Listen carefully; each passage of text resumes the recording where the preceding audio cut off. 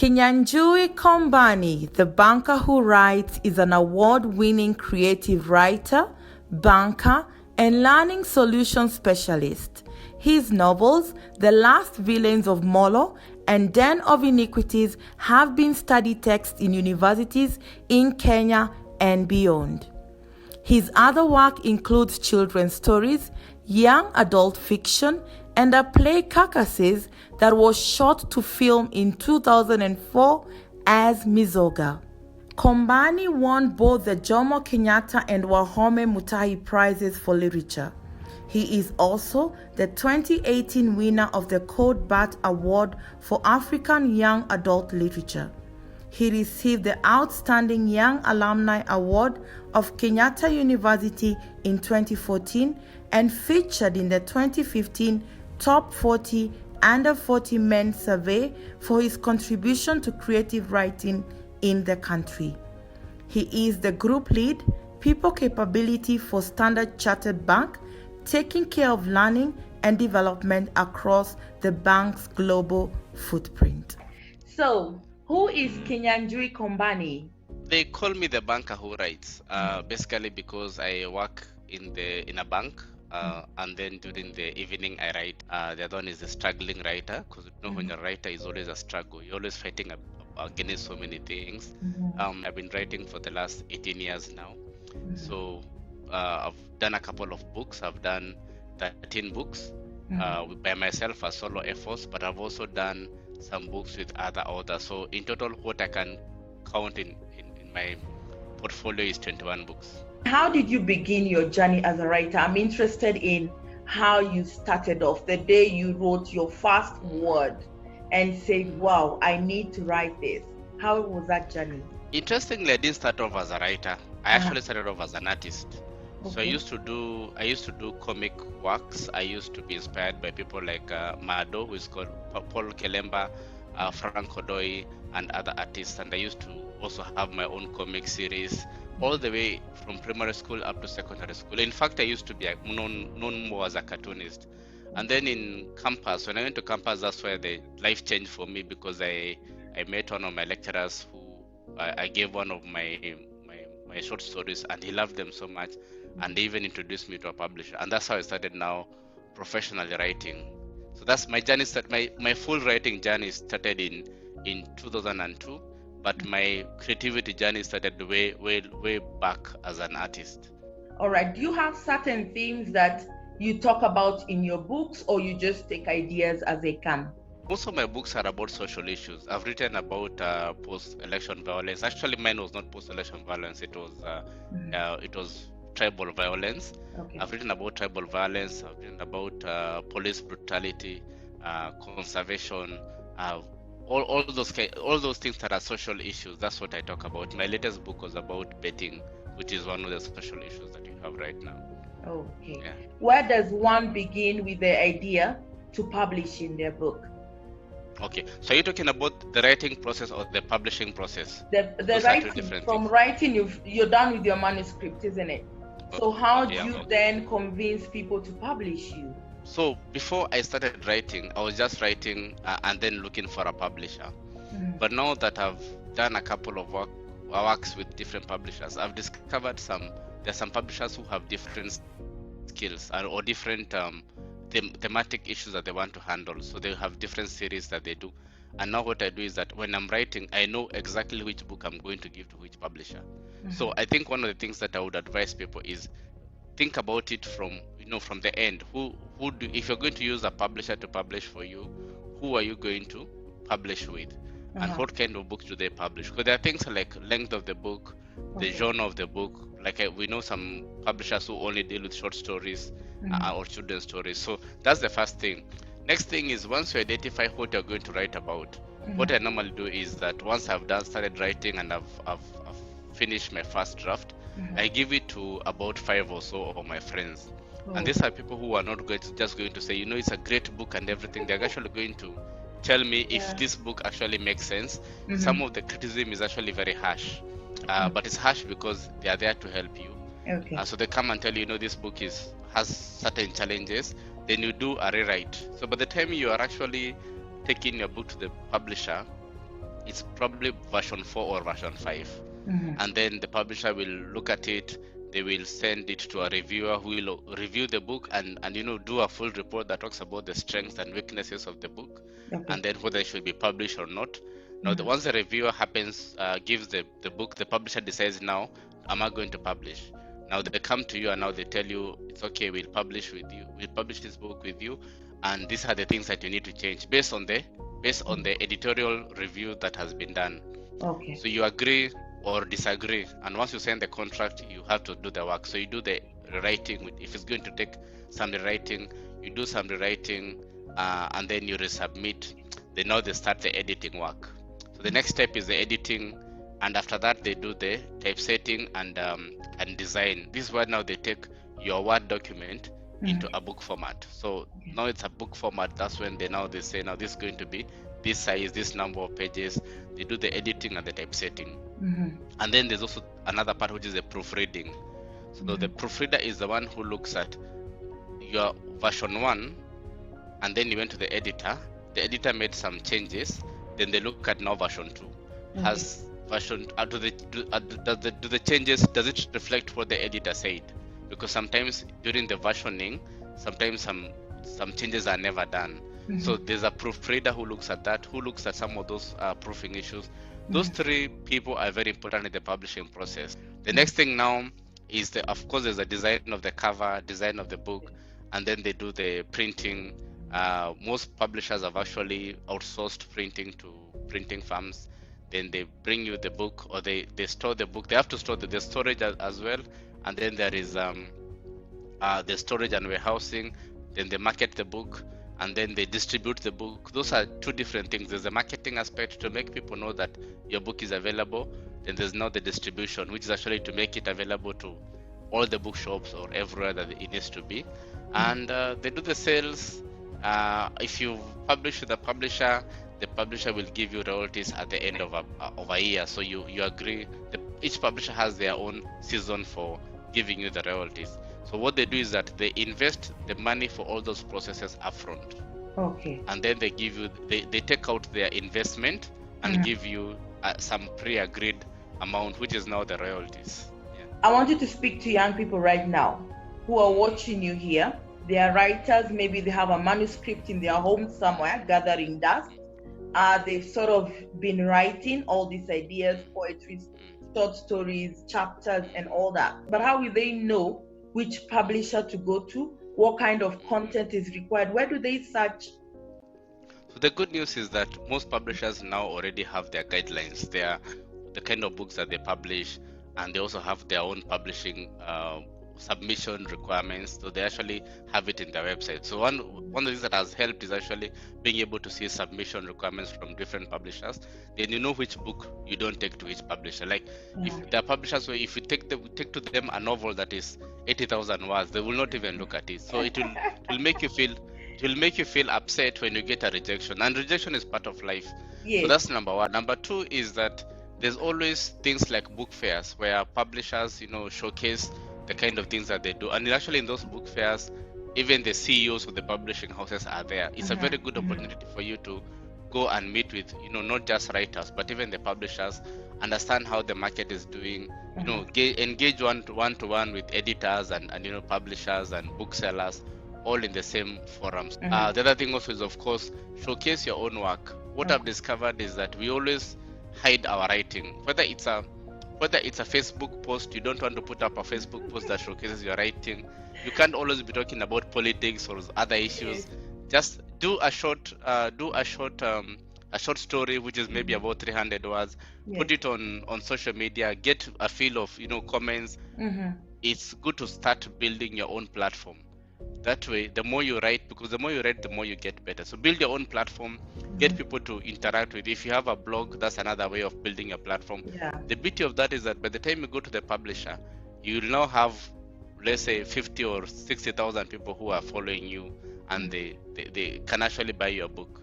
That answers the question, because a lot of young people nowadays are interacting with social media and search forums. And so instead of waiting for rejection after rejection, publishing house after publishing house, I think it's a good thing to start off the way you've talked about, maybe using social media. Let's see what people think about your writing. Yeah. You also talked about the returns from this. What are the returns from writing?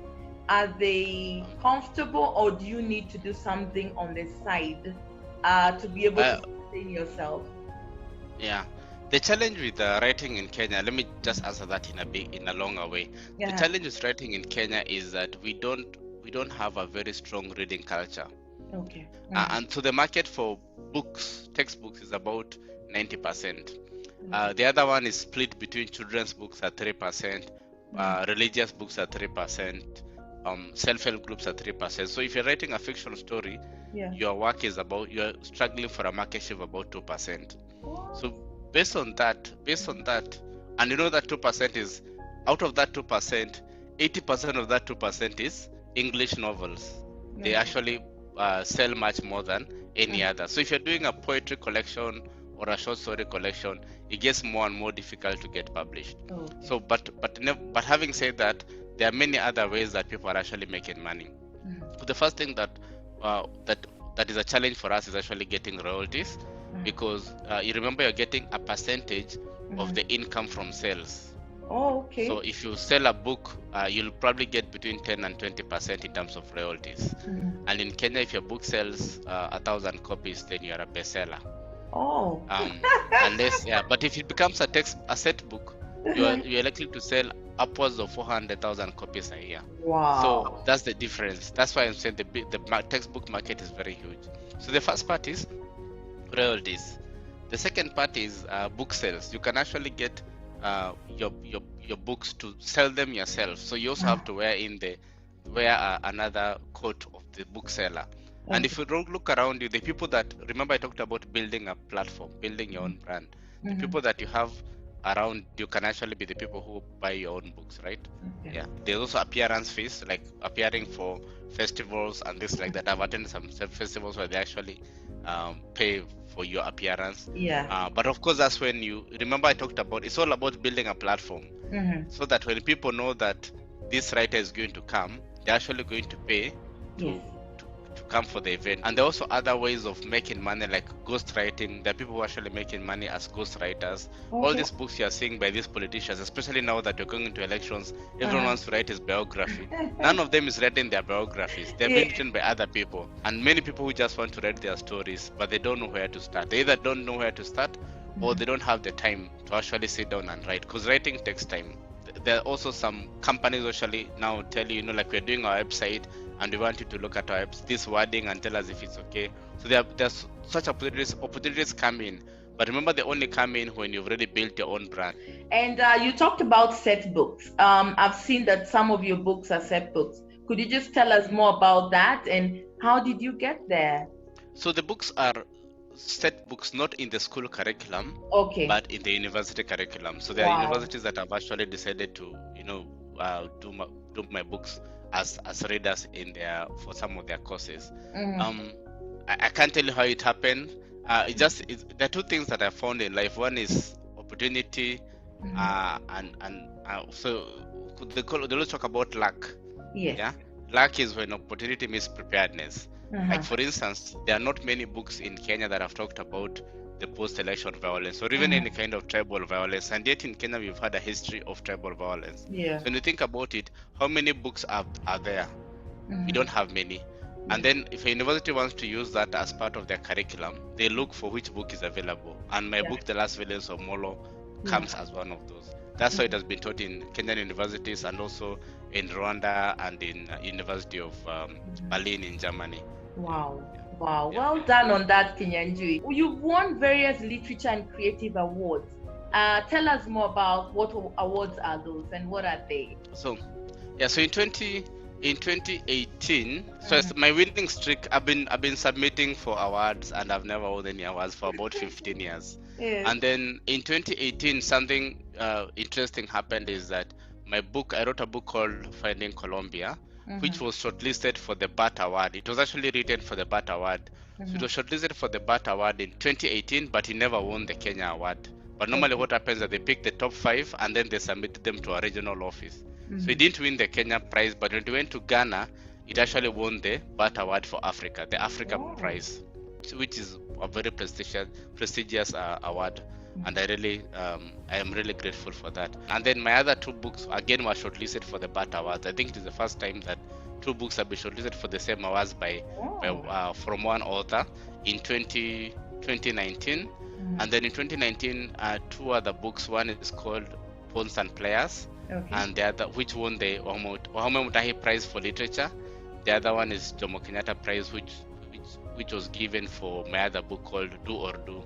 So it's been a winning the last 2 years is when I've actually seen the winning happening, and major prizes. So Jomo Kenyatta Prize is one of the most prestigious awards in Kenya. And then Wahome Mutahi Prize is named after the late Wahome Mutahi, who was a famous journalist. And Pawns and Players also, you talked about gambling in Kenya.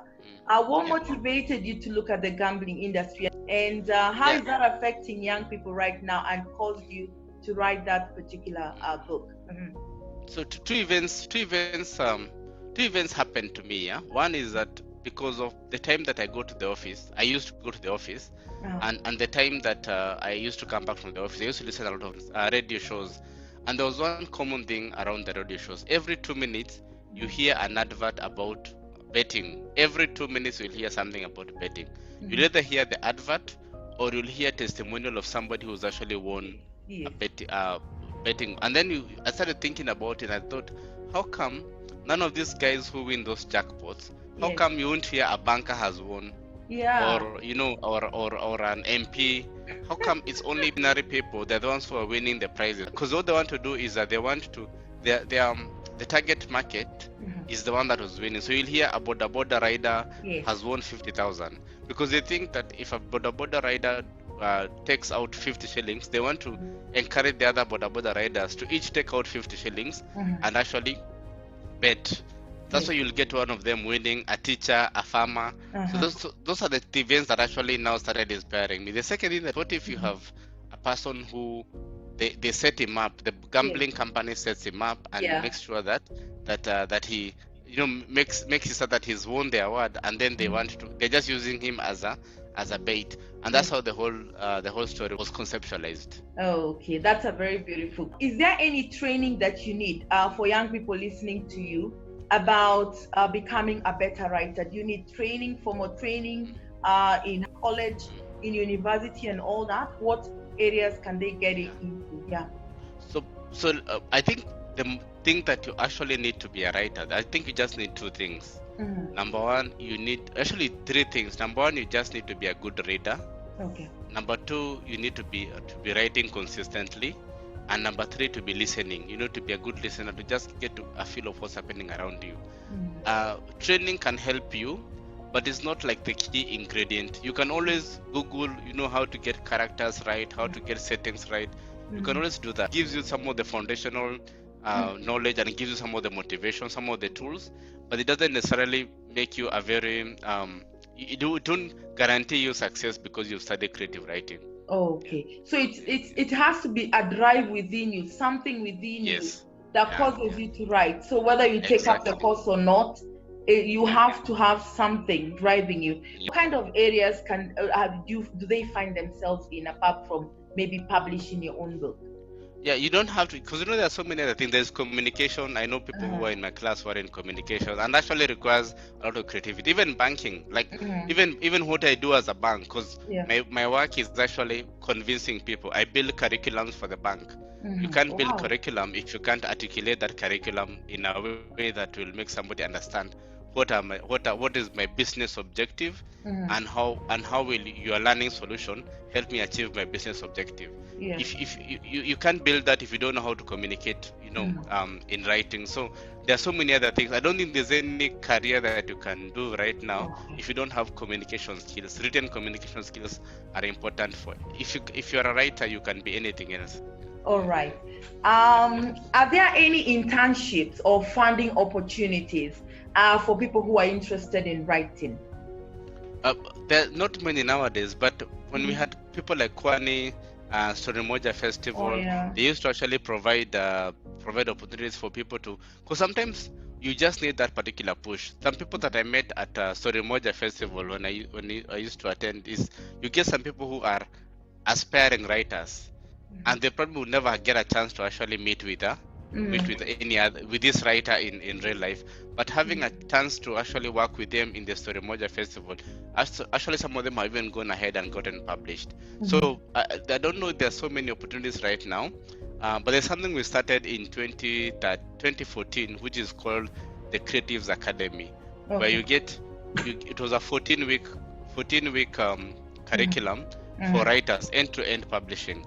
And that's what we want actually to reestablish. All right. And how about self-publishing? Could you maybe talk more about that? So there are pros and cons of publishing and self-publishing. So like, and I can't tell you which site to go to. I don't self-publish myself. I go to a traditional publisher, and for several reasons. One of them is that there's a lot of value the publisher adds. Because they control the work. They're also control some of the things that you may want to write there, because because if you have control, so sometimes they control even the quality itself. If you can't control if you don't know how to self-regulate, then you might get a lot of, let me use the word, junk come into the book. So they also help you to regulate your work. The other thing that they do is that they take the risk. They take the risk of your book, because sometimes it's possible that your book will sell 1 copy or 0 copies. It's possible that when you publish a book, it will not sell a single copy. So that's the value that they do. They actually take the risk, and then they pay you later. And then the other thing also, they have much better distribution channels. Even now with my status, I'm still having challenges making sure that all the bookshops are stocked with my books. So I'm still having challenges with that. But if the publisher has taken care of that, then they can sort out the publishing. They can sort out all that. So, but the danger now is that because they control everything, you lose a bit of control in terms of your process, your title. You can't make some of those decisions. So the publisher makes the decisions for you. So there are pros and cons. If you have money, remember it's an investment just like any other. You might get lucky and publish a book and becomes a bestseller, or you might get the book and become set book, like one of my friends, actually his book became a set book. So I know you mentor the youth a lot about writing. I've seen you in forums, you've gone to schools, and you've really mentored a lot of youth. So how can young people interested in writing access some of these mentorship opportunities? So again, that's another thing that I'm trying to build in the industry. I'm where I am because of people like David Mulwa, John C. Biokumu, Ken Walibora. People actually, handheld me and taken me forward. But I don't find that a lot a lot happening, and I want to build a culture of mentorship. So one of the things that I'm doing is working with them to see how we can actually make them much more approachable, so that you can just reach out to your favorite writer and ask, can I get this? The other thing also is that we want to reestablish that Creatives Academy, which allows people to, first of all, before you even get mentored, you learn the basics. Like what we've just been discussing about, what are the pros and cons of publishing and self-publishing, so that by the time you're even coming to a mentor, it's actually becoming, you've gone through the basics. So what we want to build is more of it's not just a course, it's like a curriculum that offers foundational level of what you need to know for you to become a writer, and then like an advanced level where now you actually just get to meet with a mentor who can now take you further and in your writing career. We don't have a lot of opportunities, but one thing I've known dealing with the writers that I've ever dealt with, I have not seen any writer who could not stop and listen to me when I asked them a question. So how does a child enter into the world of writing? So one thing that we can do is actually keep encouraging the child to share his ideas and his stories to as many people as possible. And again we can just knock to one of the publishers who does children's writing, because right now children's writing is actually very lucrative, because a lot of people buy books for their children than they buy for themselves. So if you get a chance and get published, and right now you can actually get published even if you're 9 years old. And the beauty about a book written by a 9 years old child is that it is written by a 9-year-old child for 9-year-olds. Yeah. Encourage the child, make sure that you read the work and let other people read the work and give feedback, and then you can use that opportunity to actually just look out some of the publishers who are actually doing children's stories and just ask them, if they are willing to do the publication. Oh, okay, that's good to hear. So what advice would you give to young people now as we close, interested in becoming authors, and also those who have maybe a manuscript already? Okay, number one, I think I'll talk about 3 things. Number one is you really need to identify your why. Okay. Because a lot of people go into writing without being very clear on why do you want to write, why do you want to become a writer, why must you write this book. That actually is a very big thing. You need to really identify, because once you have your why, then you won't suffer from things like writer's block. The second thing is also interact with as many writers as possible, because you don't have to be friends with every writer, but you can also read their work. And also the other thing also is build a lot of networks around other writers and even the community itself, because like who we are, we actually because of the networks that we build. Remember, at some point you need to go to a television station or a radio station and promote your book. The person who will invite you, they have a million other writers to invite.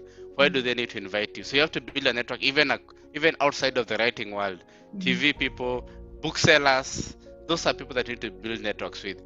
Which is your book that you'd like young people to sort of read and get to know more about writing, know more about your style and how to write? Of Pawns and Players, I love it. Yes. And the reason I love it is because it can resonate with any youth even right now, because those are the things that they happen. Some of my other books were actually a bit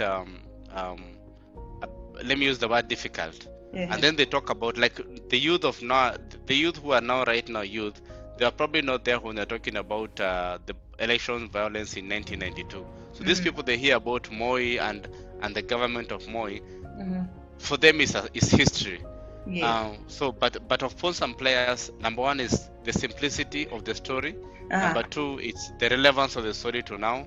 So I will say Pawns and Players. Okay. All right. Thank you so much for talking to us. Thank you so much for coming on My Career Mentor. And I'm sure a lot of young people are going to listen to you. They're very interested in knowing how to get into the world of writing. And this is very insightful in terms of getting to know what are the pros and cons of writing. And one of the things you've talked about is whether you're rejected or not, keep writing using different forums. Use social media as another forum for young people to be able to get their writing out there. So thank you so much for coming on this show and just talking to us. Thank you, Mr. Kinyanjui. Yeah, thank you for having me. You're welcome. Yeah, thank you so much. And you're doing a very good job. Thank you so much. Yeah. Thank you. Thank you. Yeah. So there you have it, viewers. That was a very insightful talk about writing and exactly what one needs to be a successful author. It's never too late. You can still be able to do it. So the youth, I want to see more of your writing, whether on social media or on print. So thank you for watching my show, and tune in every single week on My Career Mentor with Sue. And please subscribe. Thank you.